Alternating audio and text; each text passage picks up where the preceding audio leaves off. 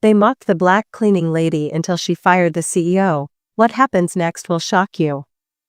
The glint of the knife caught the moonlight as it was slid carefully into a janitor's closet, hidden among mops and detergent bottles.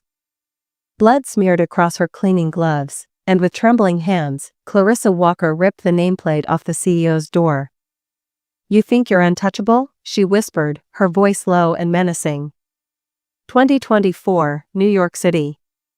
Clarissa was 52, a widowed mother of two, and had spent the last 30 years of her life working as a cleaning lady at Branham Enterprises, a billion-dollar tech company headquartered in Manhattan. Her job was thankless, invisible, her presence acknowledged only when someone needed their mess cleaned up. But that all changed the night of the Christmas party. The room reeked of alcohol and arrogance as executives leaned back in plush chairs, laughing. Clarissa had been asked, no, ordered, to stay late to clean up after the party. She silently moved through the glittering hall with her mop and bucket, scrubbing away spilled champagne and crushed hors d'oeuvres. "Hey, Clarissa, you missed a spot," someone jeered, tossing a shrimp tail at her feet. It was Todd Williams, the smug, power-hungry VP of marketing. The room erupted in laughter as Clarissa bent down to pick up the tail. "Careful, Todd," another voice chimed in. It was Sarah, the CEO's sharp-tongued assistant. "She might take your job next." "What do they say? All it takes is hard work and a dream, right?" The laughter grew louder, crueler. Clarissa's jaw clenched, but she didn't respond. Years of practice had taught her to keep her head down, to absorb the insults, to stay invisible. But this time was different. The humiliation burned deeper. As the laughter died down, Clarissa caught someone, out of the corner of her eye. A tall man in a crisp suit stood in the shadows of the room, watching her intently. He wasn't laughing. His face was pale, his hands trembling slightly.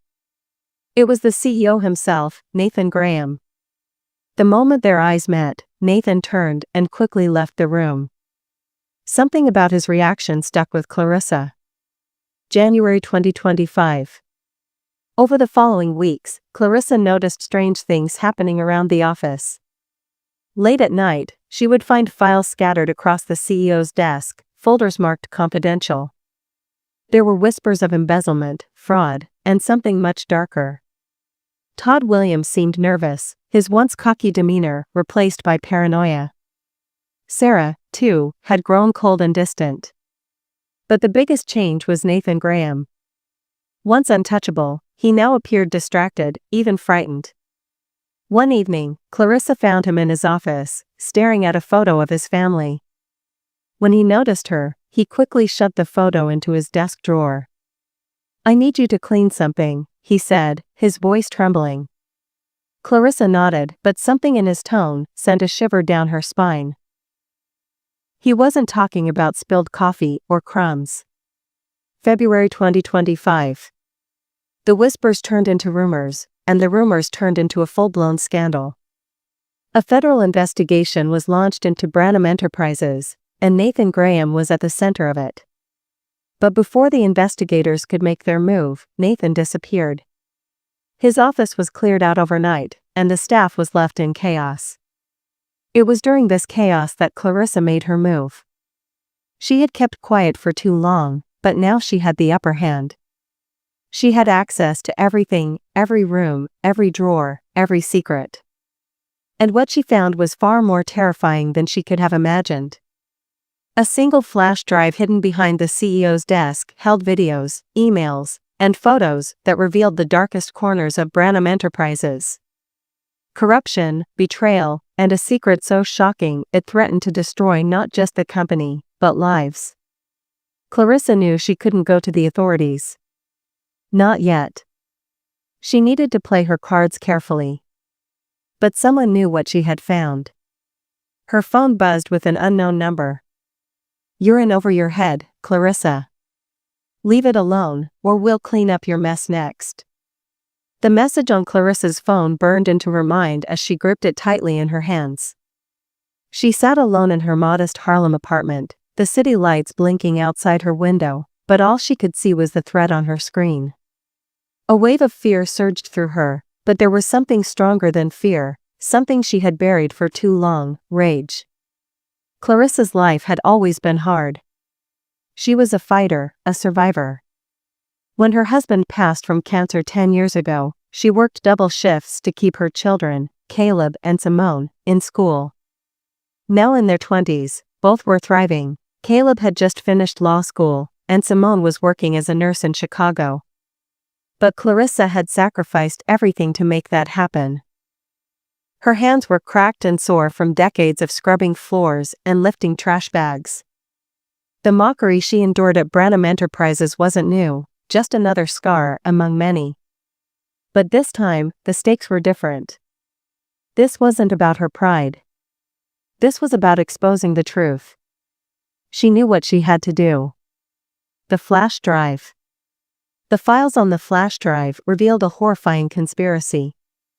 The CEO, Nathan Graham, hadn't just been embezzling funds, he was funneling money into offshore accounts tied to a human trafficking ring. Emails detailed payouts to keep victims silent, and surveillance footage showed Branham executives meeting with shadowy figures in parking garages and luxury hotels. And then, there was the photo. Clarissa's hands shook as she stared at it. A young girl, no older than 13, her face bruised, her eyes hollow. She wore a torn Branham employee badge around her neck. Clarissa recognized her instantly. Her name was Angelica, a cleaning assistant who had worked alongside Clarissa for a few weeks, before mysteriously disappearing. Clarissa had always assumed Angelica had quit. Now she knew the truth. Her stomach churned. She wanted to scream, to cry, but there was no time for that. ___________. The call. The next day, as Clarissa walked into the office, she felt the weight of eyes on her. Todd Williams was watching her from across the room, his expression unreadable. Sarah, the CEO's assistant, avoided eye contact altogether. Clarissa could feel the tension in the air. It was electric, dangerous. That evening, as she finished mopping the conference room, her phone buzzed again. "Meet me at the diner on 34th, midnight. Come alone." The message was from an unknown number. Against her better judgment, she went. Midnight, 34th Street Diner. The diner was almost empty, the smell of burnt coffee lingering in the air. Clarissa slid into a booth at the back, her eyes scanning the room. A man in a hoodie approached, his face obscured by shadows. "I'm Lucas," he said, sitting down across from her. His voice was hoarse, his hands jittery. "I worked in IT at Branham." "What do you want?" Clarissa asked, her tone steady, despite the fear creeping up her spine. "I saw what you found," Lucas said, glancing around nervously. "They're watching you. They'll do whatever it takes to bury this." Clarissa leaned in. "Why are you telling me this?" "Because I couldn't save my sister," Lucas whispered, his voice breaking. "Angelica, she's gone. And I can't live with myself if I let them get away with it." Clarissa's heart sank. The photo of Angelica flashed in her mind. "She trusted me," Lucas continued, tears streaming down his face. "I got her the job at Branham, told her it was a way out of the streets. I didn't know. I didn't know what they were doing." Clarissa reached across the table, placing a hand on his trembling fingers. "We'll get justice," she said softly. "For her. For all of them." The breaking point. The following week, things escalated. Clarissa returned home one evening to find her apartment ransacked. Her heart stopped when she saw a photo of her son Caleb and daughter Simone taped to her bathroom mirror, a red X drawn over their faces. They were coming for her family. She called Caleb in a panic, begging him to stay alert, to be careful. He tried to reassure her, but Clarissa knew the danger was real. For the first time in her life, she felt truly powerless. That night, she sat on her bed, clutching the flash drive. Tears streamed down her face as memories flooded her mind, her husband's laughter, her children's first steps, the nights she stayed up sewing their Halloween costumes because they couldn't afford store-bought ones. Everything she had fought for, everything she loved, was at risk. But then she thought of Angelica. She thought of Lucas's tears, of the mocking laughter of the executives, of the fear in Nathan Graham's eyes. Clarissa wiped her tears. She wasn't done fighting. The plan. She couldn't go to the police, they were already compromised. Instead, she turned to the one person she trusted most, her son Caleb. Together, they devised a plan to leak the files to the media. But it wouldn't be easy. They needed to act fast, to stay ahead of Branham's reach.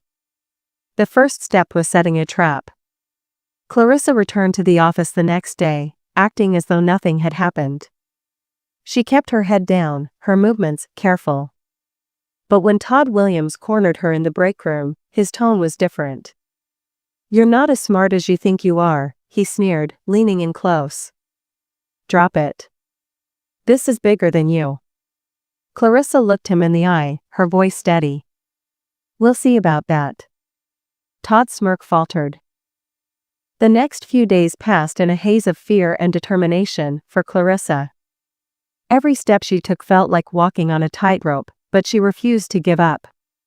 The files on the flash drive were too important, too damning. The faces of the victims haunted her dreams, especially Angelica's. Her son Caleb worked tirelessly behind the scenes, using his legal expertise to help craft a strategy that would expose Branham Enterprises without putting their lives at greater risk. Together, they planned a bold move: leak the files to the New York Times, ensuring the evidence would reach the public before Branham could bury it. ______________. A mother's resolve. The morning of the leak, Clarissa sat at her small kitchen table, staring at a photo of her family. Her late husband's smile seemed to give her strength. She thought of all the nights she had stayed up, cleaning buildings so her children could have a better life. "I did this for you," she whispered to the photo. "And now, I'll do this for all of them." She slipped the flash drive into an envelope, along with a handwritten note. To the New York Times. "This is the truth they don't want you to see. Use it wisely. C.W." Caleb delivered the envelope that afternoon. The storm breaks. Within 48 hours, the story exploded across national headlines. Corruption and trafficking ring exposed at Branham Enterprises screened the front page of the New York Times. News outlets across the country picked up the story, revealing the horrifying details of Nathan Graham's crimes and the complicity of high-ranking executives like Todd Williams and Sarah. The FBI stormed Branham Enterprises, arresting key players. Nathan Graham, who had been hiding in the Cayman Islands, was extradited back to the U.S. to face charges. For the first time in years, Clarissa felt like she could breathe. But the victory was bittersweet. The faces of the victims, especially Angelica's, still lingered in her mind. A broken system. The media frenzy brought Branham's crimes to light, but it also exposed something deeper: the way society overlooked people like Clarissa. In every interview, reporters asked her the same question: "Why didn't you speak up sooner?" Clarissa's answer was always the same: "Because no one listens to people like me." Her words struck a chord with the nation. She became an unexpected hero, a symbol of resilience and justice. People rallied behind her, demanding systemic change, not just in corporate America, but in the way society treated those who worked in the shadows. Healing and hope. Months later, Clarissa visited Lucas, Angelica's brother. Together, they created a foundation in Angelica's name to support victims of trafficking and exploitation. It was a small step, but it felt like a start. One evening, as Clarissa walked into her apartment, she found a small package on her table. Inside was a letter and a photo. The letter was from Angelica's mother, thanking Clarissa for her courage. The photo showed Angelica as a little girl, smiling brightly. Tears streamed down Clarissa's face as she clutched the photo to her chest. A new chapter. A year later, Clarissa stood on a stage in Washington, D.C., receiving an award for her bravery. Caleb and Simone sat in the front row, beaming with pride. As she looked out at the crowd, she saw faces from all walks of life, people who believed in her, who saw her not as a cleaning lady but as a warrior. "I didn't ask for this fight," Clarissa said into the microphone, her voice steady. "But sometimes, the fight finds you. And when it does, you have to decide who you are. I'm just a mother, a worker, someone who loves deeply. But I couldn't stand by and let evil win. None of us should." The audience erupted into applause, but Clarissa's eyes were on one person, a young girl in the back row, her face bruised but her spirit unbroken. Angelica's mother had brought her younger sister, who had survived the same horrors. Clarissa smiled through her tears. For the first time in a long time, she felt peace.